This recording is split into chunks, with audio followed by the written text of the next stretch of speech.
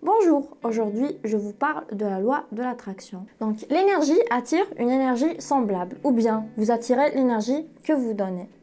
Albert Einstein, Thomas Edison, Nikola Tesla et tous les scientifiques du monde affirment la même chose. Tout est fait d'atomes. Vous, moi, l'eau que vous buvez, la lune, les étoiles, tout. La seule chose qui change est la combinaison de ces atomes pour former des molécules. Donc une combinaison différente, un résultat différent visible à l'œil nu. Notre monde est composé d'atomes, qui est l'élément le plus petit qui existe sur la planète. Plus tard, on découvrit que les atomes étaient constitués d'électrons gravitant autour d'un noyau, lui-même composé de protons et d'électrons. Une nouvelle vérité était née. L'atome n'était plus le petit élément existant sur la planète.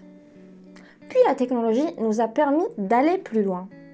Elle nous permet de voir ce qu'il y a au sein d'un électron et au sein des protons et neutrons du noyau.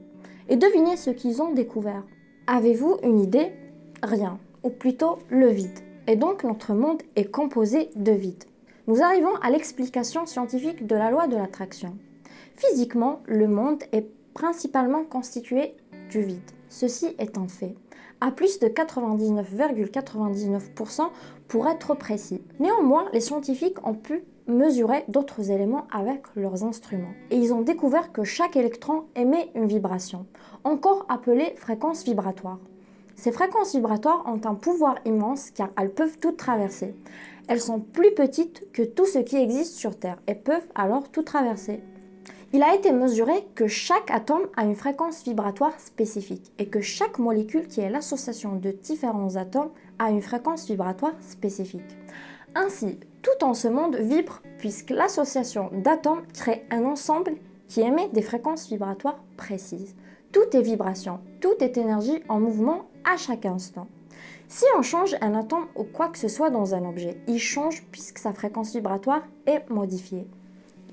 Les lois de la physique quantique expliquent aujourd'hui en détail tous ces phénomènes. De grands scientifiques tels que Greg Brandon ou encore Nassim Haramein ont fait des découvertes extraordinaires sur la structure du vide et l'impact de l'observateur sur la matière. Avant d'expliquer la loi, voyons d'abord son histoire. Le mouvement Nouvelle Pensée, origine de la loi de l'attraction, est issu des enseignements de Phinea Quimby dans le début du 19e siècle. Au début de sa vie, Quimby a été diagnostiqué tuberculeux. Malheureusement, le traitement médicamenteux ne fonctionne pas. Il effectue un voyage à cheval vers sa ville natale, dans le New Hampshire. Il retrouve ensuite son état de santé et se rétablit. Un événement qui le pousse à étudier l'influence de l'esprit sur le corps, bien qu'il n'ait jamais utilisé les mots de la loi de l'attraction. Il explique dans une déclaration le concept dans le domaine de la santé. La maladie est dans l'esprit, car le corps n'est que la maison qui l'abrite, et nous lui accordons la valeur qui est la sienne. En 1877, le terme loi de l'attraction apparaît pour la première fois dans un livre écrit par l'occultiste russe Elena Blavatsky, dans un contexte faisant allusion à un pouvoir d'attraction existant entre les éléments de l'esprit. Mais celui qui a le premier vraiment énoncé la loi comme principe général a été Prentice Mulford. Mulford, une figure centrale dans le développement des réflexions sur la nouvelle pensée, traite la loi de l'attraction longuement dans son essai « La loi de la réussite ». Mulford a été suivi par d'autres auteurs sur la nouvelle pensée comme Henri de Bois. Pour ces auteurs, la loi de l'attraction concerne non seulement la santé, mais tous les aspects de la vie. Le XXe siècle a vu une montée de l'intérêt pour le sujet, avec beaucoup de livres écrits sur ce thème. Donc, revenons aux explications. La loi de l'attraction est une loi naturelle de l'univers qui peut s'expliquer de deux façons. Premièrement, une explication pour le cerveau droit, imaginatif et intuitif, qui est « nous attirons ce à quoi nous pensons le plus souvent ». Pour être plus précis, ce serait ce que nous vibrons, la vibration émise étant le sentiment qui associe la pensée et l'émotion.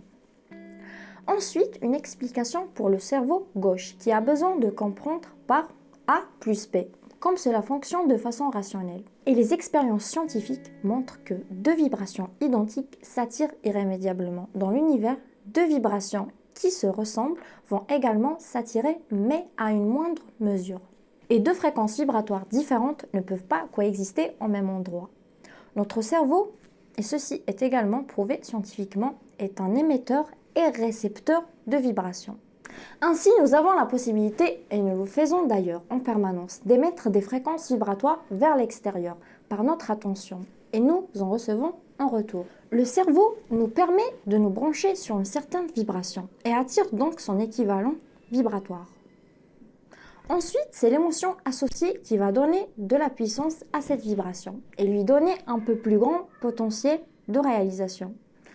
Cela n'est ni plus ni moins la preuve que nous attirons à nous ce à quoi nous pensons dans notre vie.